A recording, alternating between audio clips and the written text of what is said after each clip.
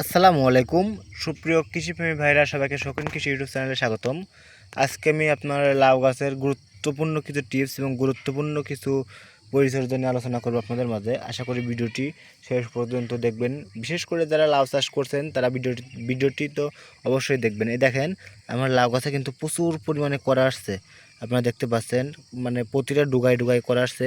তো এখন শীতের মৌসুম, কুয়াশা বা বিভিন্ন ধরনের আপনার পাখি থেকে শুরু করে বিভিন্ন ধরনের পোকামাকড় আছে, বা বিশেষ করে শীতে কিন্তু কুয়াশায় কিন্তু প্রচুর পরিমাণে কোয়ারা নষ্ট হয়ে যায়। তো এই কোয়ারা নষ্ট হয়ে যাওয়ার ফলে কিন্তু আপনারা চাইলে কিন্তু আমি যে পদক্ষেপগুলো নেই, এই পদক্ষেপগুলো কিন্তু আমি আজকে আপনাদের মাঝে শেয়ার করবো। এই দেখেন এই সাইডে একটা মানে কোয়ারা বড় হয়ে গেছে। এই দেখেন কোয়ারার কোনো শেষ নেই আমার লাউ গাছে। এই সাইডে কোয়ারা আছে, মানে যে সাইডে যাবেন পুরা গাছ জুড়ে কিন্তু কোয়ারা আর করা। তো এখন মূলত আমি আমার প্রথমে দেখাই, যখন আমি বীজটা ফোন করছিলাম তখন কিন্তু আমি এই সাইডে দেখেন একটু গর্ত করে নিয়েছিলাম, এবং এখানে আমি নিয়মিত পানি পানি প্রদান করি, এবং পানি প্রদান করার ফলে কিন্তু আমার লাউ গাছে কিন্তু দেখেন এখনও সবুজ সতেজ একটা ভাব আছে, এবং নিয়মিত কিন্তু করা কিন্তু নিয়মিত আসা শুরু করছে। আমি একটু আবার আপনাদের দেখাই। তো এই সময় কিন্তু আপনারা চাইলে নিয়মিত পানি দিবেন।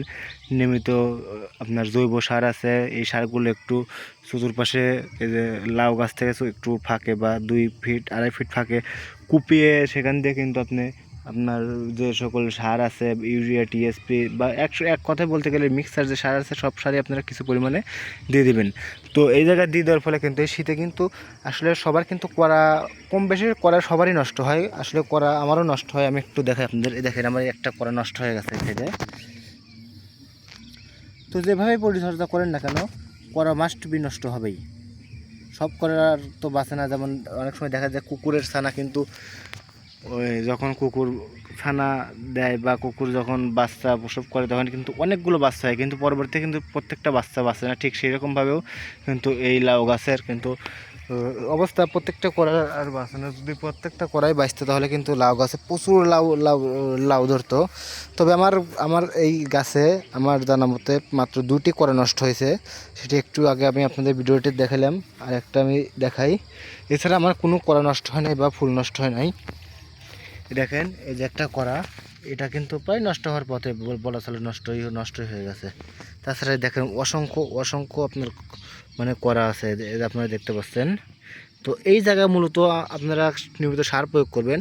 আর শীতের মৌসুমে কিন্তু কম বেশ সবারই করা নষ্ট হবে, এটা নিয়ে মানে মন খারাপের কিছু নাই বা এটা নিয়ে হতাশা হওয়ার কিছু নাই। প্রিয় লাউ চাষি ভাইরা, দেখেন আমার লাউ গাছের এই সর্বশেষ আপডেট। তবে ইনশাল্লাহ আমার লাউ গাছে আমি সামনের সপ্তাহ থেকে প্রচুর পরিমাণে বা প্রথম দিক থেকে সামনের সপ্তাহের শুরু থেকে কিন্তু আমি লাউ হারভেস্ট করতে পারবো ইনশাল্লাহ। তবে প্রিয় লাউ চাষি ভাইরা, এই হচ্ছে আমার লাউ গাছের প্রজেক্ট। তবে আমি আপনার একটু বলি, দেখেন আমার লাউ গাছের গোড়ায় কিন্তু কিছু মানে ঘাস জন্মে গেছে, এগুলো কিন্তু একটু আমার মানে তুলে ফেলতে হবে, যাতে লাউ গাছের গুঁড়াতে বা শিকড় থেকে কিন্তু বেশি পরিমাণে পুষ্টি আহরণ করতে পারে। তো ধন্যবাদ সবাইকে ভিডিওটি দেখার জন্য।